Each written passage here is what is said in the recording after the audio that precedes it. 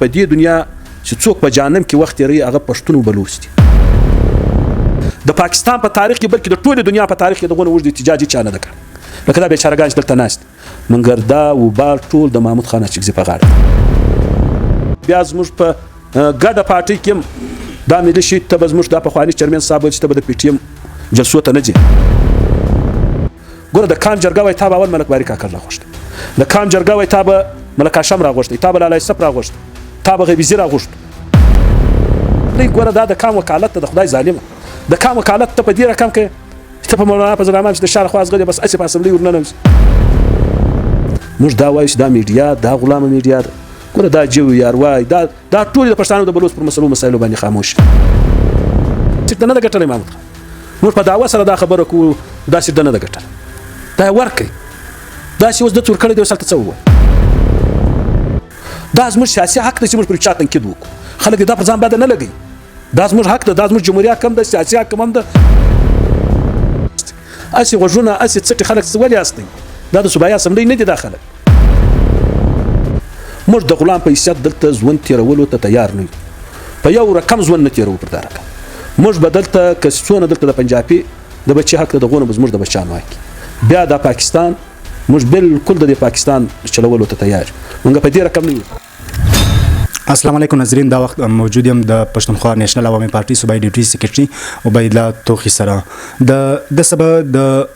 پښتون بلوچ صوبې د اوسنی حالات باندې به خبرې کوو. سلامونه. وعلیکم السلام. احسان خان تر ټولو مخستا استاد چینل ته موږ ډیره مننه کور ودان چې تاسو د موږ سره پښتنه کوي او سوالونه راڅخه. ډیره مننه. دا راته د پښتون بلوچ صوبې اوسنی حالات څنګه دي؟ احسان خان د پښتون بلوچ صوبې یقینا هم دا ټیم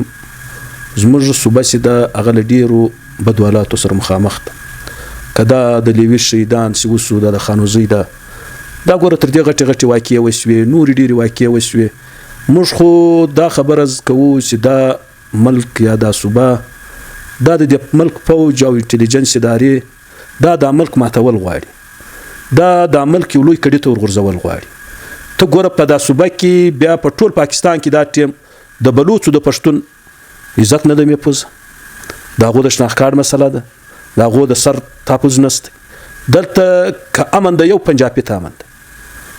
اسنده يم د گزاره کوي. مګر ډیر بد حالات دي دا ټیم چې په بد حالاتو کې د پدې دنیا چې څوک په جهنم کې وخت لري هغه پښتون بلوچ دي.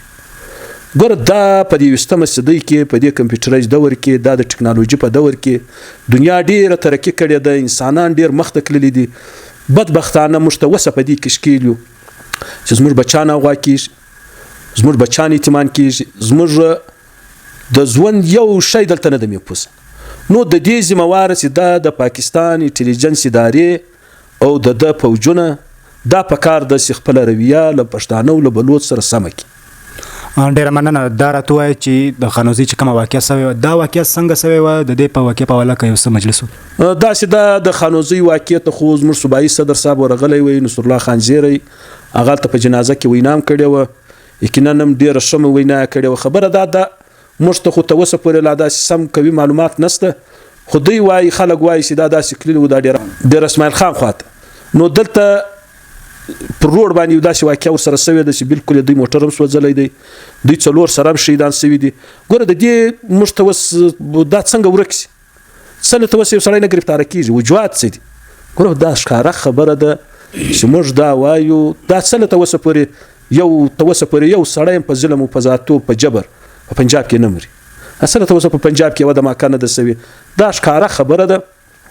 دا بلوچ پښتون دا ملک دا ټیم له دیوال سره زموږ دا دواړه کامونه لګیږي، بل د دې ولاره نست. ګوره موږ بالکل هغه ځای ته رسولي یو چې اخري حد یې ورسو. دا به څه کوي؟ ګوره زما بچی موږ خو په کار دا وایو چې د بچیانو لپاره روزګار غوښتی وای، صحت هم غوښتی وای، تعلیم هم غوښتی وای. موږ ته اوسه په دې کې شکیل یو چې موږ د سر او د مال تحفظ نشته. نو دا ګوره دا ډېر نه صدر ته معلومیږي چې دا واقعه چا وکړه، شهیدان چا کړو؟ ګوره دا د دې ذمہواره د پاکستان انټيليجنس ادارې دي، د هغه فوجونه دي، دا د دې ذمہواري ده، دا د دې ذمہواري ده. دې معلومېدل د دې کار ده. ګوره په دې کې دوی سره ملوث دي. دا کدی په دې کې نسی ملوث نو دا ټیم پښتون څه غواړي بلوچ څه غواړي. د بلوچ څه غوښتنه د پښتانه څه غوښتنه ګوره د دې دا معنا د پکار دا د بلوچ د پښتون و هر غشتنه ته دی غوږ ونیسي دا مطالبه ور سره ومني موږ په خپل ملک غلامان یو په خپل صوبه کې بلوچ سم دغه حالات د پښتانم دغه حالات دا ټیم چې ډاکټر مارنګ بلوچ راپورته شوی د دلته احتجاج ته خلک نه پریږدي عیناک نه ور سره وی منه د دې کم مطالبات کښنه سره خلاص دا څه بد کار دا ستاسو د ملک خلک دي دلته په دې ملک ووسی د دې ځای وسیدونکو دي نو ګوره دا په ټوله دنیا کې یو پاکستان دی چې هغه خپل خلک له داسې حالاتو سره مخامخ کوي چې ګوره کبلوس ته هم نن د دې پوج د انټيليجنس ادارو له وجه غره ته خطلې دی دا رقم د پښتانه د حالات د پښتون د حالات ته ګوره دا ټیم په خیبر ایجنسی کې معنا هغه پاټا کې دا دورځي پوج ماشان د طالبانو حکومت ګوره دوه حکومتونه چریج په دامل کې د بلوچستان سیمه ته ګوره خاصه د خلک خاموش ژغ نه لري دا په بلوچستان سیمه کې دا پرورت جنگ نه بینګ نسلوت ته وسه پورې ګوره د دې ملک موږ دا وایو دا میډیا دا غلامه میډیا ده ګوره دا جو یاروای دا ټول د پښتانو د بلوچ پر مسایلو باندې خاموش نو موږ دا وایو د بلوچ د پښتون مسلې او مسایلو ته دي خلک په ډیر درنه وګوري کني دا ملک د تباکېدو پر خوا روان دی موږ بس د پښتونخوا نېشنل پارټي ملي شهید عثمان لالا زموږ د ټولو دا موقف د چې په دا ملک کې بلوچ او پښتون دواړه غلامان دي موږ د غلام په حیثیت دلته ژوند تیرولو ته تیار نه یو په یو رقم ژوند نه تیرو پر دا رقم موږ بدلته کسونه دلته د پنجابي د بچي حق د غونه زموږ د بچانو حق بیا د پاکستان موږ بالکل د پاکستان چلولو ته تیار موږ په دې رقم نه یو ته تیار د پښتونخوا وطن ټول سیاسي پارټیان په داسې پیښه باندې ولې چوپ دي ته ګوره دا ځینې پارټیان هغه د خپل اقتدار لپاره هر څه کوي هغه د ځان وشت د رسولو لپاره هر څه کوي هغه بیا پر ډیرو شان پر شو لاندې منګر موږ دا شته والانه موږ پر روټ کوم خبره کوو هغه به په سینټ کې ملي شهید عثمان لالا کول کبه په صوبایا اسمبلی کې زموږ نمائندګي و نصر الله خان زیری کوله نو دا ګوره د ډیر د پارټیان جوړې سوي دي یا هغه د یو مفاد لپاره لګي بس خالی ځان تر سیټ رسول دي ګوره دا سیټ سما سیټ ګوره د سیټ معنا دا د ستالت د خپل کام یو شټ ټوس موقف بیان کی د خپل کام د مظلومانو आवाज پورته کی د خپل کام د بیروزګار ځوانانو आवाज پورته کی الته د خپل الکی یا د خپل ولس یا د ټول ملک پر موجوي صورتيال سړی وژغیږي نو نن سبا خو ګوره ټول خلک دا خلکو دای راخسته د بس دا سیټ یا د صوبایا اسمبلی یا د قومي اسمبلی یا د سینټ بس دا نو خالد نامه شي د پلانکې د صوبایا اسمبلی ممبر د یا وزیر د یا منیسټر دی یا د جبو د لپاره خلک لګیا دي خو دا د دې شنه دا د کام نمائندګي ده موږ دا وایو د کام نمائندګي ته په کار د ولس سیاسيان خلک واسطي کام دوست وطن دوست خلک واسطي اسلام کام او وطن سره مینه پر خپل کام او پر وطن اشکان خلک اسمبلیانو ته واسطي اسی غوژونه اسی څټي خلک ولې اسطي دا د صوبایا اسمبلی نه دي داخله او غاله تناستي په صوبایا اسمبلی کې د ډبل په اشاره رغیږي په صوبایا اسمبلی کې په قومي اسمبلی کې خلک ناشتي چې د بادار د څه وای دی هغه وای نو دته دا ملک دا ټیم ټول د اسټابلیشمنت عامل شي عثمان الله بویل چې په ملک کې سیولن مارشالات دا ملک کوم ټول د پوج په کنټرول کې زموږ یو آزاد ملک نه ده دا ډیره غلطه خبره ده چې دی اسلامي جمهوریت پاکستان چې اسلام د جمهوریت دی یو شایم نست دا درواغ دي موږ دا وایو چې موږ خپل زموږ خاص تور د پاکستان هغه ځینې پارټیان لکه مسلم لیگ نون پیپلز پارټي دا غټ پارټیان جمعیت چې دا خپل قبله نه کې درست او اسټابلیشمنت او پوسټ سم مسیدا لیک نه کې کش دا ملک نه بچاوي دا راته وایي چې د پښتونخوا ملي عوامي ګوند لړخه چې په کوټه شهر کې کوم جرګه بلل شوی و په هغه جرګه کې چې کوم پریکړې شوی دا تاسو ته او تاسو پارټي ته دا پریکړې منځوري دي کنه دي ته ګوره احسان خان جرګه خو چې د خلکو ګوره جرګه دا پښتانه وایي د کام ناتار په کام راګرځي تر ټولو غټه خبر خدا دا جرګې موږ په دا ناکام بولو چې دا دوی شروع کړی دي ته ګوره یو خدای وایي چې دا د بنو د جرګو تسلسل دی اوس د بنې د جرګې تسلسل را روان دی یو جرګه په لور لای کې وسو په جوب کې وسو بیا چیرې وسو د اخري جرګه په کوټه کې وسو خبره دا د بنو د جرګې پریکړې سي دي دا خلک په خو کې نشي بیانول لوامه نشي بیانول ګوره د بنو د جرګې پریکړې سی وی په هغه کې تر ټولو لومړی پریکړه دا وسی په آزاد جمهوریت افغانستان کې بدلو جرګې لاري حکومت راځي هلته به ټول شمول حکومت جوړیږي، هلته به د نجونو پر سبق باندې پایبندي نه وي. نو دوی په دې جرګه کې یو هغه خبره نه ده کړې. دا څنګه د بنو د جرګې تسلسل را روان دی؟ دا څنګه دوی د بنو د جرګې دغه لګیا دي؟ موږ په هغه پرېکړو باندې لګیا دي. د بنو د جرګې خو تر ټولو لومړی پرېکړه دا د افغانستان وه. د افغانستان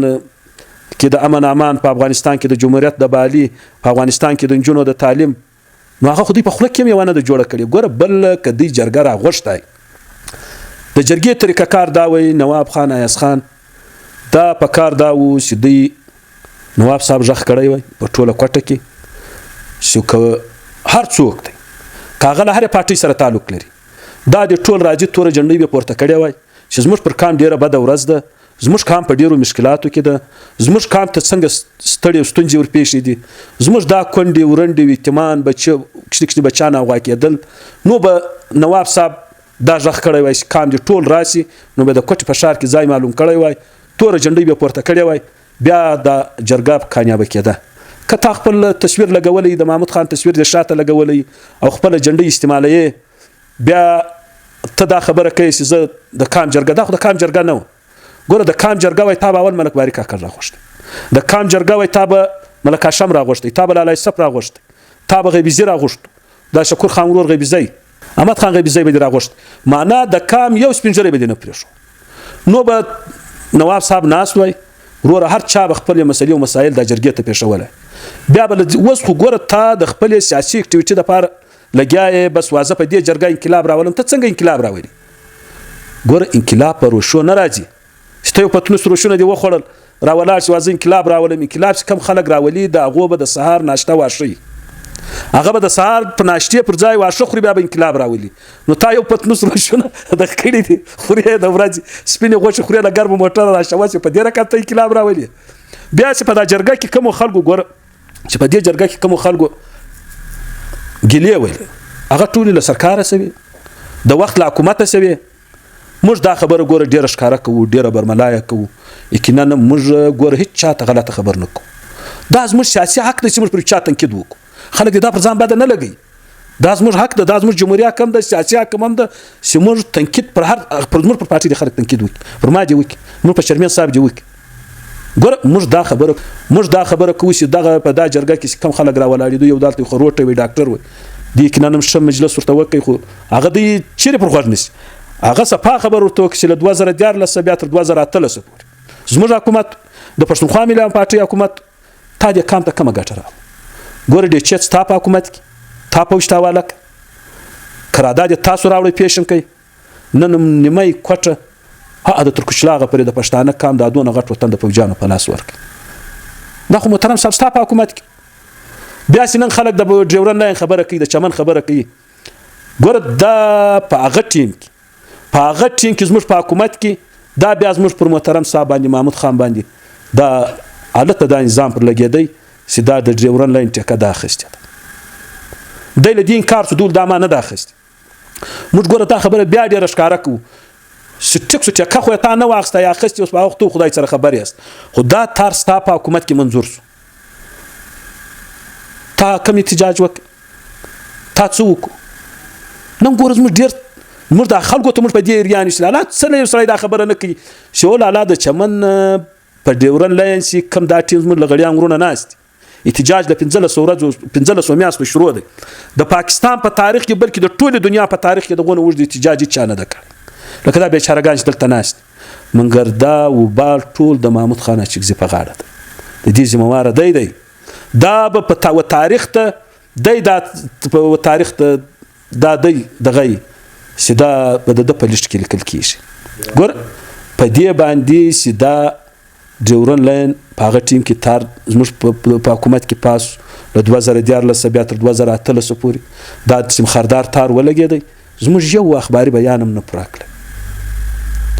دا ګوره زموږ پارټۍ په هغه ټیم کې ټولو شیانو خاموش. نن خدای لګیا دی چې دا دروازې د خلاصې دروازې خو تا ګوره ستا په دستخط باندې سوي دي، تا د تار په مایده کې تو ورسره یې که نه یې ورسره، ته د 2014 تر 2018 پورې موږ ته یو اخباري بیان راوښ. ګوره زموږ د پارټۍ د جلا کېدو غټه وجه دا وه چې پر دې شیانو زموږ د اختلافات پر آزاد جمهوري افغانستان باندې دی اوس هم وایي زه د طالبانو وزیر خارجه یم. لکه ته څنګه طالبان وزیر خارجه یې؟ ګوره په دې به یو د سیاسي پارټۍ کامدوسته وطن دوسته پارټۍ چرمین په دې خبرو شرمېدی. ګوره حامد شهید عثمان لالا به ویل یا پرون غلط وي که نن غلط یوه خو ومنه، یا به نن پر غلطه لار روان یا کام ته دا ووایي چې زه پرون غلط وم که نن غلط. خلاصه خبر موږ خو کام ته ډېره ښکاره خبر کوو، ډېره صفا خبر کوو. موږ دا خبره کوو ګوره د خیبر د جرګې ملاتړ، د خیبر د جرګې نکات د هغه پرېکړې چې دا پښتون کام پر مخ نه بوځي، پر دوی باندې امن ښه ورځ د توا ټکی دی. په هغه کې یوه خبر خلک دا کوي وایي منظور پښتون هغه ورځ پر میډیا باندې وویل چې له ما څه ځینې سیاسي پارټیانې د خیبر د جرګې د پرېکړو څه پر شا شوي. ګوره موږ د ملي شهید عثمان لالا د لارې لارویان خلک یو. موږ لکه څنګه چې ملي شهید عثمان لالا ویل چې پی ټي ایم پښتونخوا دوه ورونو تنظیمونه دي. موږ صرف منظور ته دا خبره کوو چې ګوره تا هغه خلک واضح کړه، ته په ګوته کړه. ګوره پښتونخوا نیشنل عوامي پارټۍ په دې لیست کې نه ده. پښتونخوا نیشنل عوامي پارټۍ په سر او په مال په هر رقم شهادتو باوجود پښتونخوا نیشنل عوامي پارټۍ موږ د منظور پښتون او د خیبر د جرګې ملاتړ یو، ملاتړ به یو، په هر لارو سره ولاړ. دا زموږ د پارټۍ بیانیه ده، د پرېکړه ده. موږ هیڅ کله هم شاته نه یو کړلي. ګوره موږ د ملي شهید شهادت خاص پر دې خبرو اوس ملي شهید پر دا خبرو شهید کاغه دا خبرې منلې وای بیا زموږ په ګډه پارټۍ کې دا ملي شهید ته به زموږ دا پخواني چیرمن صاحب چې ته به د پی ټي ایم جلسو ته نه ځې، ته به د پی ټي ایم و جرګو درنو ته نه ځې. دا زموږ د هغه وخت دا ټول ملګري ګوایان دي پر دې باندې. نو موږ دا خبره کوو چې زموږ د کام په ځینو نکتو باندې کامي نیشنل ایجنډا بغیر کامي نیشنل ایجنډې څخه زموږ د کام د خلاصتوب بله یوه لاره نشته. دا کشنی جرګې دا خلک راپورته کول بیا یو تر بل صفت کول دا په دې زموږ کام نه خلاصېږي. نو په دا غوړو روشو خلاصېږي چې بس زموږ کام په دې خلاصېږي چې صفا او رښتیا لیکه و دې ریاست ته کشک سپینه خبر ورته وکړي، ورته ووایي چې وروره په دې ملک کې پر دا رقم له تا سره په یوه صورت نه اوسم نه اوسېدلی شم چې دنیا هر اسمان نړۍ راوینړو. نو به څه وکړي؟ موږ تر ملي شهید عثمان لالا ښه ځوانان، موږ تر عارف وزیر ښه ځوانان، موږ د دا خیبر د جرګې تر شهیدانو ښه ځوانان، موږ تر ارمان لوني ښه ځوانان. موږ هم د کام پر سر باندې بالکل چې موږ سرونه نه وشندو او یو اتفاق نه کو جوړ. موږ د کام صدا د غلامۍ توک په تاخیرات زموږ د کام په غاړه. منظور پښتون چې کوم لایو پیغام جاری کړی په سوشل میډیا باندې چې زما سره مختلفه سیاسي پارټیانې جلا سوې په دا پریکړو نو را سره ولاړې، نو تاسو څه وایي په هغه پارټیانو کې تاسو یاست که نه یاست؟ ګوره موږ په دې کې نه یو. موږ رضا لالا زموږ د پارټۍ سینیر ډیپټي چیرمن د رضا محمد رضا دا بلکې ګر سره حالت ته د یو کمیټي چیرمن ټاکل شوی دی. هغه چې په دا دغه کې اوس په دا جرګه کې هغه نه وای تللی. موږ خو ګوره واضح طور دا خبره کوو چې موږ د سر په سودا باندې چې د دنیا هر تاوان راځي موږ له خپلې خبرې نه موږ د پر شا کېدو والا خلک نه یو. موږ ګر سره ګوره دا موږ چې وایو چې موږ محترم صاحب را جلاس خو پر دې خبرو را جلاس موږ ورته چې وروره پر دا نظریاتو باندې کمپرمایز وسو. موږ خو ګوره یو کله هم شاته نه راغلي. موږ اوس هم د منظور پښتون او د دوی د پی ټي ایم د ملګرو ته دا خبره کوو چې موږ تاسو دا کام دوسته وطن دوسته پارټیانې وطنپاله پارټیانې داسې موږ سره یو نسو، موږ دا کام له غلامۍ نسو خلاصولی. ګوره که د سینټ پر فلوري که هغه د صوبایي اسمبلۍ که قومي اسمبلۍ و هغه تم په کار ده چې موږ دا پارټیانې او ټول پښتون کام داسې خلک واستوي چې هغه هلته ډېر تیز خلک ډېر زبانداره خلک دي، چا په سترګو کې سترګې وراچولی. معنا لکه ملي شهید عثمان لالا چې دا رقم پر کام او پر وطن مین خلک موږ نه واستو صوبایي اسمبلیانو قومي اسمبلیانو ته زموږ د کام ته د خلاصون بله لار نشته. او که موږ داسې مازې خلک واستو چې بس ته ملک یې ولاړ یې زه خان یم ولاړ یم بل سردار د ولاړ دی وروره په خوله باندې یو شی نه کېږي، یوه خبره هلته نشي کولی. سمیع الدین د کچش دا بیچاره یم استولی دلته زموږ د چیرمن صاحب پر سیټ باندې ناست ته اوسه پورې د په اسمبلۍ کې څه دپاره د سمیع الدین قومي اسمبلۍ کوي د دې به خپل زکاتونه ټولول هلته امام وي. تاسو د قومي اسمبلۍ ګوره دا د کام وکالت ته د خدای ظالمه د کام وکالت ته په دې رقم کوي ته په مولانا فضل الرحمن چې د شار خواز غلې بس اسې په اسمبلی ورننه تا خو هلته یو هم د کامو د وطن خبره نه ده کوي تا خو هلته یو هم د خپل مظلوم خلکو یا ستا په دا ټول حلقه کې اوس بېروزګاره خلک نسته تا د ملک پر کم کار پالیسي باندې بحث کړی دی وره خو دا رقم خلک زموږ کام یې تباه کړي زموږ کام یې غلام کړي زموږ کام یې در په دره کوي زموږ کام یې بېروزګاره کوي زموږ کام یې بې تعلیمه کوي سي هغه هلته په خوله یوه خبر نه جوړېږي دا راتوه د چمن په پرلت باندې چې له تېرو څو میاشت سره ناست دی د پښتونخوا وطن ټولې سیاسي پارټیانې ولې خاموشه دي ته ګوره تر ټولو ډېره ذمهواري زموږ د پخواني چیرمن صاحب جوړېږي چې هغه دی وایي زه د چمن نه حلقې څخه تللی یم قومي اسمبلۍ ته اوس خبره دا ټیم ته تاپوز عین پاکستان چیرمن نه مې بلکې تحریک انصاف پارټۍ هم له تا سره ده ګوره په کار خو دا اوس تا په قومي اسمبلۍ کې د دې اواز پورته کړی په کومه میډیا ته ګوره دا جو یا ارواح چې د هر میډیا ته راواخیست د پرنس کانفرنس د چمن یوه خبره نه ده کړې ګوره دا د دې ګناه ده په غاړه ده دا د چمن د مظلومانو ګناه د محمود خان اچکزي په غاړه ده ګوره ته د دې حلقې کللی قومي اسمبلۍ ته په کار چې هلته بیان وکړي خو دا نشي کولی دا خلک ګوره دا سیټ یم دا سیټ نه ده ګټلی محمود خان موږ په دعوه سره دا خبره کوو دا سیټ ده نه ده ګټلی دا یې ورکوي داسې اوس ده څور کړی دی اوس هلته څه ووایي موږ دا خبره کوو د دې ذمهواري د محمود خان ده دی له دغې حلقې څخه منتخبه شوی دی ده ته دی وایي دا خلکو ما ته ووټ راکړی دی نو چې ته د دې نماینده یې په کار خو دا اوس چې هلته تا دا خبره کړې وه چې ورور دا د چمن خلک بېوزله در په دره د ماښام ډوډۍ نه خلکو خپل کشني کشني بچیان خرڅ د خدای د سړي د وام پر دې باندې د چا زړه نه سوځي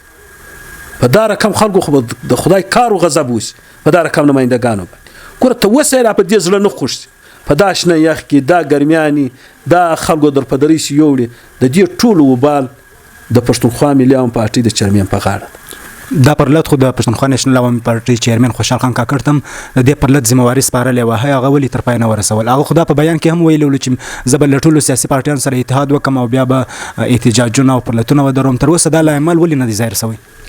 ته ګوره په پرلت کې تر اوسه پورې زموږ د پارټۍ ملګري ناست دي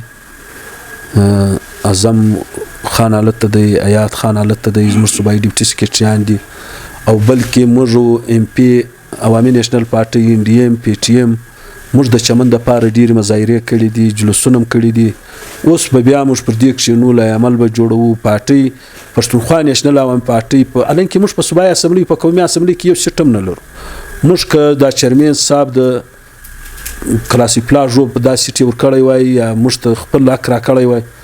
موږ دا په دعوه سره وایو چې موږ به د چمن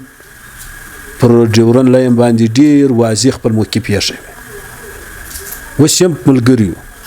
موږ دا وایو ګوره زموږ چیرمن صاحب ورغلی هلته یې دغو خلکو ته ووایي چې وروره تاسو راسئ دا مشرتوب استی آیا د سر کجاوه استی خو راسئ دا احتجاج ته دغه د چمن له خلکو دا خلک ووټونه اخلي دغه د چمن له بېوزلو مظلومانو خلکو څخه دا خلک ووټونه اخلي مګر په کار خو دا د دوی دپاره اواز هم ته پورته کړي په کار خو دا د دوی پر مسلو پر مسایلو هم ته وغږېږي دا وروره نه کوي دا خلک ګوره د کام او د وطن یوه خبره نه کوي نو ستا یې ډېره مننه کور ودان ډېره مهرباني